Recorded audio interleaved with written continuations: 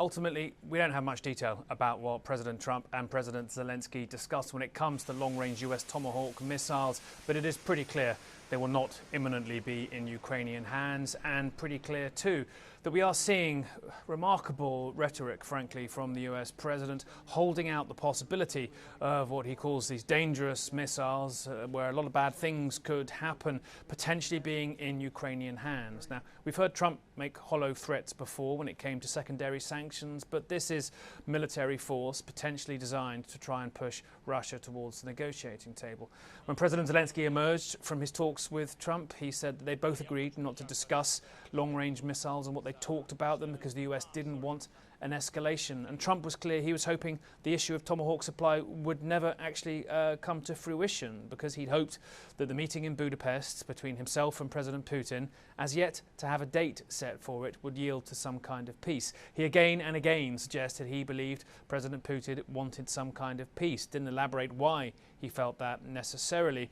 And indeed, after the meetings had ended and President Trump had left for Mar-a-Lago, he posted on Truth Social the fact that he believed both sides should accept a deal that leaves the front lines where they currently are. Now, that ultimately, I think, might be for President Zelensky something he could sell domestically. It would certainly mean that Russia's recent summer offensive has not taken the key eastern frontline towns that it's had in its sights. And that, too, is a reason potentially why the dynamics around this meeting in Budapest between Trump and Putin have changed slightly. Zelensky has weathered this Russian summer offensive. Putin had potentially hoped it would see a strategic change. It would see the population centres he's coveted in his hands. That may happen in the weeks or months ahead, but it's not happened now. And that may leave Zelensky a little stronger. Clearly, his relationship with President Trump is a lot better. Trump called their meeting cordial and interesting. He may not have emerged, Zelensky, with the long-range Tomahawk missiles he wanted, but let's be honest, the US doesn't have many to spare. They have similar range to some of the long-range drones that have been fired into Russia already by Ukraine. They're way more deadly and efficient, but they'll take a while to get into Ukrainian hands, and they cost $2 million roughly each. So a lot making the Tomahawks less of an immediate game changer on the battlefield. The psychological impact of this being signalled, though, potentially key here. President Trump wouldn't have dreamed 9 months ago of threatening Russia with military force. Now that's something potentially on the table, delivered via proxies. All eyes on Budapest, though, and potentially too as to how these changing dynamics on the battlefield are impacting Russian calculations for the months of fighting ahead.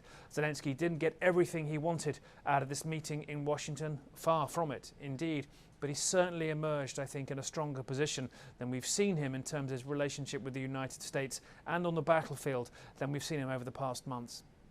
Nick Payton-Walsh, CNN, London. The Pentagon's given the White House its green light for giving Kyiv Tomahawk missiles, saying that this would not damage US stockpiles. It was last month when President Zelensky had visited Washington and gone home empty-handed that there'd been a lot of surprise at the fact that President Trump should announce that, contrary to what he'd been saying before, he would not be providing Ukraine with Tomahawks because of that fear of US stockpiles being damaged. Now, still, even with this Pentagon green light, of course, the decision remains President Trump. And there is some indication that his wariness with Russia is growing more intense. We saw for the first time last month him slap sanctions on Russian oil firms, given his frustration with the lack of progress that Russians have been making towards starting peace talks. The question now, whether he will move that step further and authorize those Tomahawks that the Ukrainians have been asking for some time. They believe that this could play a significant part in furthering their strategy of taking on oil and energy installations in Russia. There's been a spike, record high gas prices as a result of some of those strikes.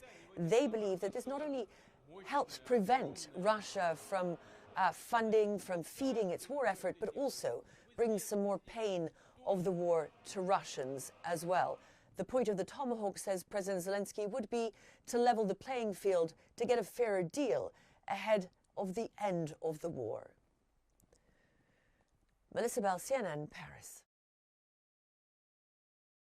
I think, look, the evidence is that Ukraine was not imminently expecting Tomahawks. We know that when Zelensky left his meeting a couple of weeks ago in Washington, D.C. with President Trump, he said he was, quote, realistic about this. And of course, we see certainly over the weekend and overnight into this morning, Ukraine continues with its own long-range strikes into Russian territory, targeting energy and military infrastructure. I think on the comment, let them get it fought out, that is perhaps more unnerving for Ukraine. It echoes rhetoric that we heard from President Trump after that ill-fated meeting between him and Zelensky in February.